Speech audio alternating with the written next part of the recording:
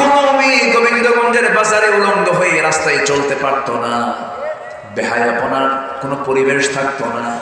আজকে আমার দেশের কিছু মুসলমান হজেও যায়, ওমরাও করে। কোন এক অভিনেত্রী চলে গেছে ওমরা করতে গিয়ে সেখান থেকে লাইভ প্রোগ্রাম করছে, বলছে প্রিয় দেশবাসী, আমি ওমরায় চলে আসছি, আমার জন্য দোয়া করবেন। আমি যদি দেশে ফিরতে পারি সবাই দোয়া করবেন, আমি যেন সিনেমার বাকি কাজটা সম্পূর্ণ করতে পারি। এই হলো ওমরা। এমন ডাবল স্ট্যান্ডার্ড নীতি নিয়ে চললে পরে সে ব্যক্তি জান্নাত পাবে না। ডাবল স্ট্যান্ডার্ড চরিত্র হলো ইমানদারের না মুনাফিকের চরিত্র।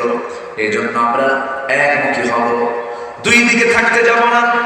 একই ব্যক্তি মাহফিল কমিটির সভাপতি, আমার যাত্রা কমিটির সভাপতি, আছে না নাই? আছে না? একই ব্যক্তি, যাত্রা কমিটির সভাপতি আবার মাহফিল কমিটির সভাপতি। এটা কি ইমানের চরিত্র না মুনাফিকের চরিত্র? ইমানদারের না মুনাফিকের?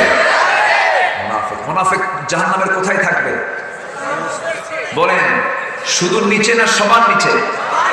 সর্বনিম্নে তার অবস্থান করবে, সবার নিচে থাকবে তারা।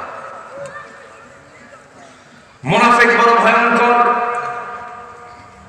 কাফের মুশরিক যত ভয়ঙ্কর, তার চেয়ে ভয়ঙ্কর হলো মুনাফিক। মুনাফিক গুলোর চেহারা সুন্দর সুন্দর হয়, তার প্রথম কাতারে নামাজ পড়ে, সুন্দর জুব্বা পরে, মুখে দাড়িও রাখে, বুজুর্গ বুজুর্গ ভাব, মনে হয় একদম আসমান থেকে ফেরেশতা হয়ে আসছে দুনিয়াতে। কিন্তু শয়তান নাম্বার 1, খালি পেস লাগায়, গিন্টো লাগায় দেয়, পেস লাগায় দেয়। ওই সমস্ত লোকের চরিত্র নামাজে কখনো প্রকাশ পায় না। নামাজ দেখে মনে হয় তাদের ইমানটা বড় পাকা। মুনাফিক চেনার জায়গা মসজিদ কখনো হতে পারে না। মুনাফিক চেনার জায়গা হলো মসজিদ নয়, মুনাফিক চেনার জায়গা হলো জিহাদের ময়দান।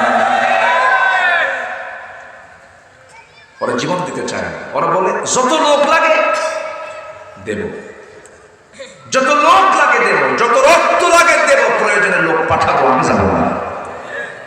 এটা হলো মুনাফিকের চরিত্র। আমার দেশে আছে না নাই? আসতে বলবেন না, আছে না নাই?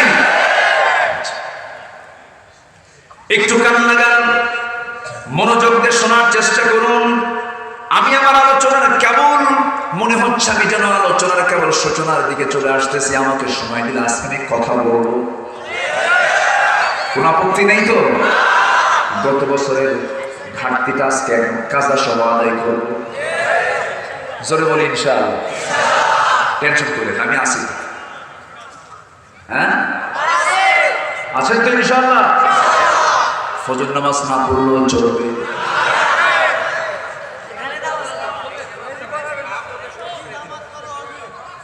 এত সুন্দর মানুষ সব, আলহামদুলিল্লাহ।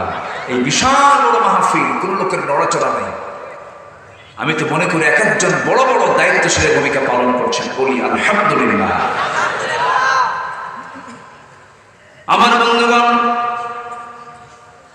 আল্লাহ তাআলা লানত করবেন সেই সমস্ত বান্দার উপরে যারা আল্লাহর আয়াতকে গোপন করবে, আল্লাহর আয়াতকে নিয়ে যারা আড়াল করতে চায়, আল্লাহ তাদেরকে লানত করেন। লানতকারীও তাদেরকে লানত করে।